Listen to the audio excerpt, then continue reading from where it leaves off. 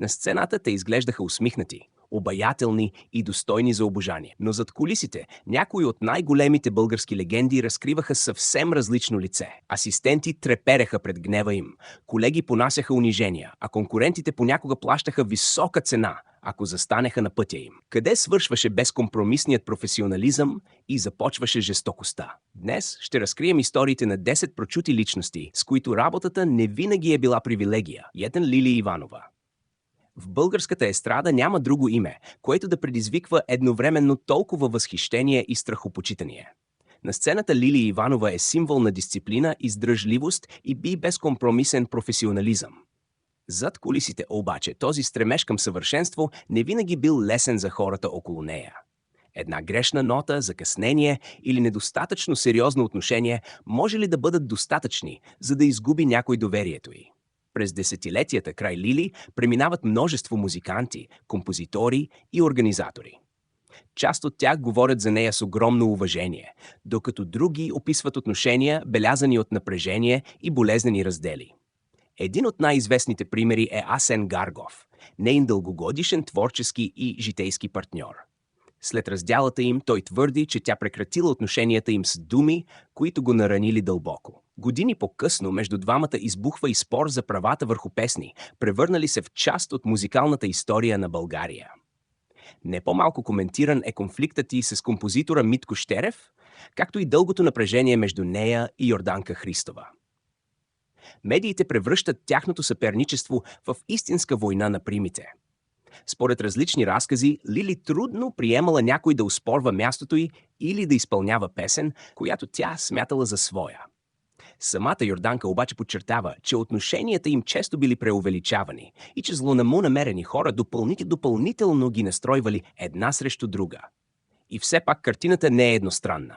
Съвременните музиканти и вокалистки на Лили я описват като енергична, щедра и напълно отдадена на работата. Затова остава въпросът: била ли е тя жесток тиранин зад кулисите или просто жена, разбрала отрано, че в безмилостния свят на славата оцеляват само онези, които никога не правят компромис? 2. Хачо Бояджиев. За телевизионната публика Хачо Бояджиев беше човекът, който превръщаше малкия екран в истински спектакъл. За хората, работили под негово ръководство, той можел да бъде нещо съвсем различно – властен, язвителен и напълно безкомпромисен.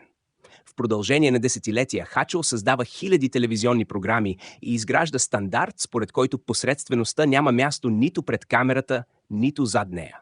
По време на репетиции режисьорът искал всичко да бъде изпълнено точно според неговата представа. Грешките рядко оставали незабелязани, а острият му език можел да засегне дори най-опитните професионалисти. Хачо не се интересувал особено от титли и служебни позиции. Ако някой не се справял, той бил готов да го постави на мястото му пред целия екип. Това създавало усещане, че в студиото съществува само една воля – неговата. Показателна остава историята от времето, когато Хачо е генерален директор на Българската национална телевизия. Според разкази от телевизионните архиви, той възложил на изпълнителния директор Кирил Гоцев да инспектира тоалетните в сградата. За едни това било унизително демонстриране на власт. За други – знак, че Хачо не приемал нито една подробност за маловажна, когато отговарял за цяла институция.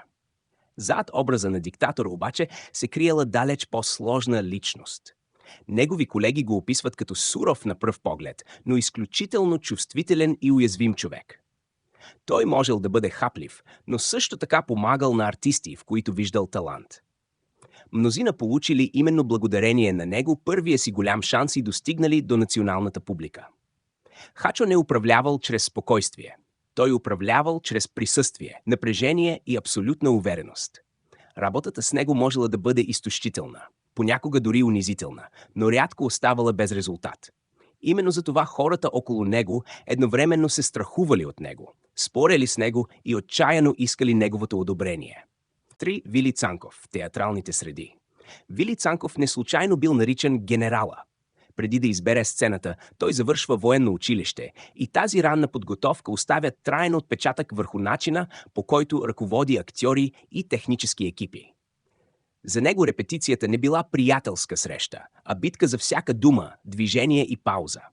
Когато имал ясна представа за спектакъла, трудно позволявал на някого да я оспорва. Цанков отхвърля академичната скованост и настоява актьорите да преживяват ролите си с максимална автентичност. Това изискване можело да бъде вдъхновяващо за най-смелите, но изтощително за онези, които не издържали на неговото темпо. Той не се задоволявал с безопасни решения и не щадял самочувствието на изпълнител, ако смятал, че играта му е фалшива. В неговия театър талантът не давал право на капризи, а авторитетът не освобождавал никого от дисциплина. За повече от половин век Вили Цанков създава над 130 театрални постановки, 15 филма, опери, оперети и телевизионни екранизации. Подобна продуктивност трудно би била възможна без почти маниакален контрол върху работния процес. Но същата безкомпромисност го превръща и в неудобна фигура за културната власт. Заедно с Леон Даниел, Бинка Желяскова и Методи Андонов, той участва в обновяването на Бургаския театър.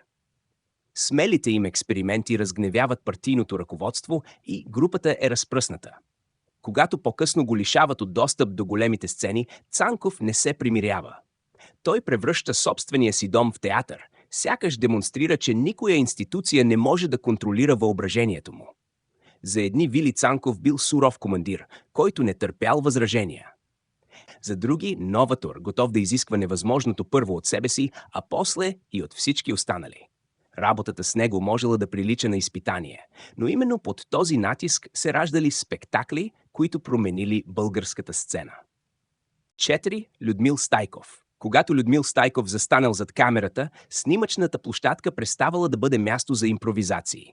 Тя се превръщала в огромна машина, в която всеки актьор, асистент и статист трябвало да изпълнява точно определена задача. Най-ясно това се вижда по време на създаването на епичния филм «Хан Аспарух».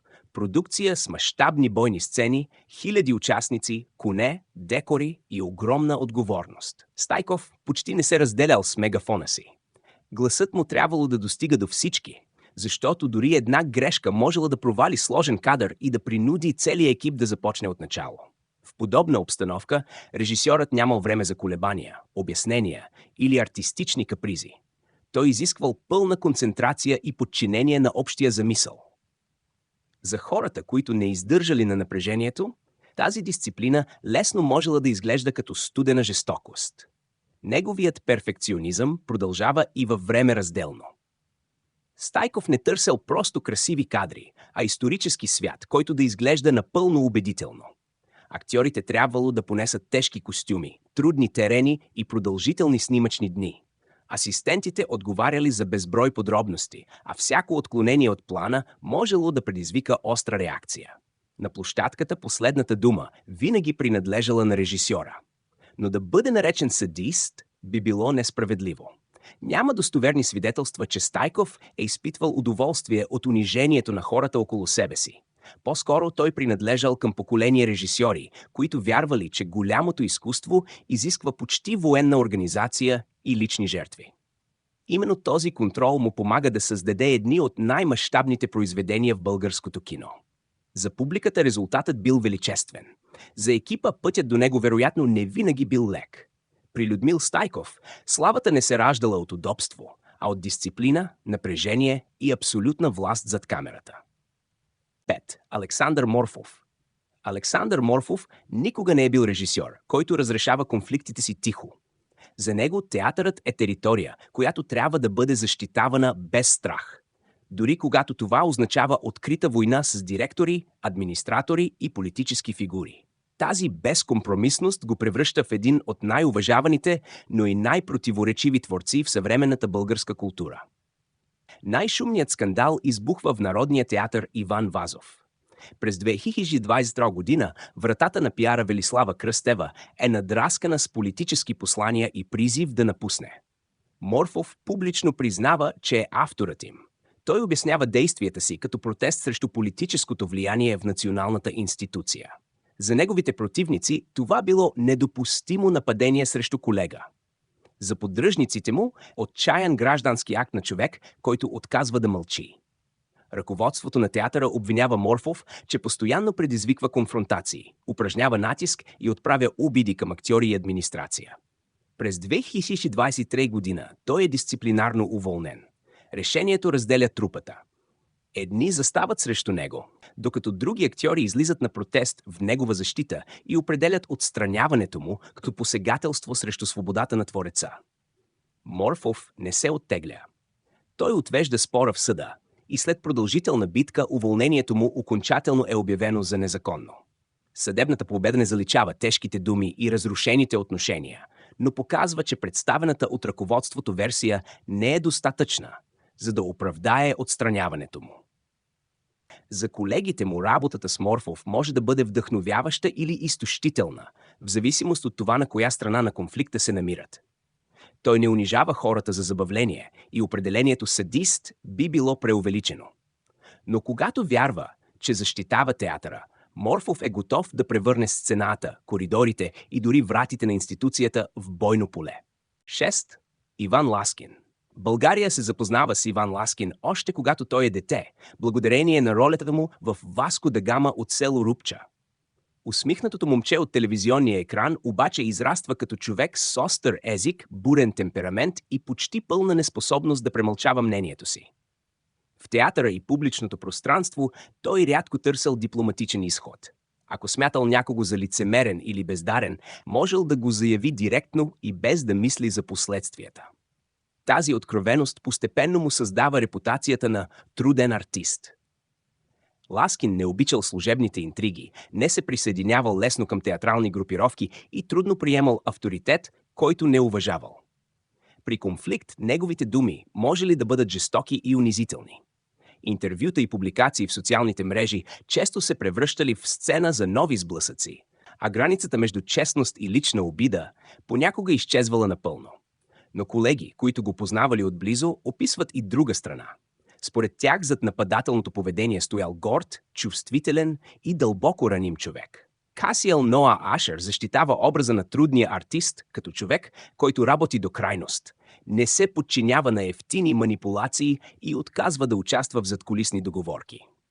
Това обяснява защо Ласкин едновременно отблъсквал някои хора и печелял безусловната вярност на други. Проблемите му с алкохола допълнително засилват мрачната му публична репутация. С времето все по-трудно можело да се различи кога говори непримиримият артист и кога разрушителната зависимост взема контрол. Неговата ярост често се насочвала не само към противниците му, но и към самия него. Няма достатъчно основание Иван Ласкин да бъде представен като човек, който системно измъчвал асистенти или колеги. Той по-скоро бил непредвидим и самоунищожителен бунтар. Работата с него можела да бъде тежка, а думите му безпощадни. Но за тях стоял не хладнокръвен тиранин, а талантлив човек, който никога не успял да укроти собствената си вътрешна война. 7. Христо Мотавчиев. Христо Мотавчиев не е просто известен актьор.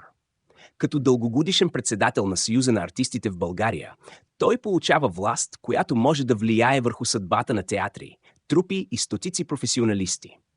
Именно за това неговите думи тежат много повече от обикновено лично мнение. Когато говори рязко, засегнатите не чуват само актьора Мотавчиев, те чуват гласа на една от най-влиятелните фигури в съсловието. Неговият директен характер неведнъж предизвиква напрежение. Особено силна реакция поражда негово изказване в Смолян, възприето от част от колегите му като заплаха за бъдещето на театрите извън София. Актьори се почувствали уплашени, унижени и изоставени от човека, който трябвало да защитава интересите им. Вместо подкрепа, някои чули предупреждение, че ако не отговарят на определени очаквания, институциите им могат да бъдат поставени под съмнение. Скандалът принуждава Мотавчиев публично да поднесе извинения на всички колеги, които били наранени или обидени от неговите непремерени думи. Той уточнява, че никога не е искал закриване на театри и че цялата театрална система трябва да продължи да съществува. Извинението показва, че дори човек с огромен авторитет може да осъзнае кога е прекрачил границата. Мотавчиев е известен с бойния си темперамент и отказа да се представя като удобна, тиха фигура. След тежкия здравословен удар, който преживява, той се завръща към сцената и обществената си роля с още по-голяма решителност. Но тази сила понякога се превръща в грубост, особено когато срещу него стоят хора без равностойно влияние. Няма доказателства, че Христо Мотавчиев системно е тормозил асистенти или актьори. Поточно е да бъде описан като властен лидер, чието остри думи понякога причиняват реален страх. Неговият случай показва колко лесно авторитетът може да се превърне в натиск, дори когато намерението е било съвсем различно. 8. Панайот Панайотов.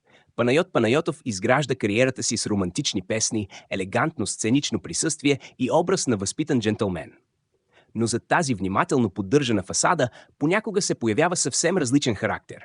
Горд, чувствителен към собственото си положение и способен с няколко думи да унижи труда на хората около себе си. Най-ясно това проличава в публичния му конфликт с Кичка Бодурова. През 2022 година Панайотов е поканен да участва в нейн концерт в Летния театър в Бургас. Малко преди събитието той внезапно обявява в социалните мрежи, че няма да пее заради мижав интерес към концерта. Тази кратка публикация прозвучава като удар не само срещу Бодурова, но и срещу целия екип, който вече бил вложил време, средства и усилия в подготовката. Кичка представя различна версия. Според нея, истинският спор възникнал заради пари за гориво, поискани от Панайотов, за да пътува до Бургас. Тя твърди още, че певецът се изразил грубо за други участници и ги нарекал Сульо и Пульо. Така един обикновен организационен проблем се превръща в национален скандал, в който двама известни изпълнители започват публично да защитават достоинството си. Най-тежко обаче било положението на хората зад концерта. Организатори, музиканти и технически служители се оказали въвлечени в конфликт, който не били създали. Една презрителна оценка за интереса към събитието можела да обезцени труда на всички тях и да навреди на продажбата на билети. По-късно Кичка заявява, че е простила на Панайотов и иска страницата да бъде затворена. Това не доказва, че той системно е тормозил свои асистенти или колеги. Но случаят разкрива колко разрушително може да бъде нараненото его на една звезда. Понякога не са нужни заплахи или крясъци, достатъчен е един публичен пост, за да превърне професионалното разногласие в унижение за всички замесени. 9. Кичка Бодурова. Кичка Бодурова винаги е държала сама да контролира кариерата, концертите и публичния си образ. След десетилетия на сцената тя трудно позволява на друг човек да определя правилата вместо нея.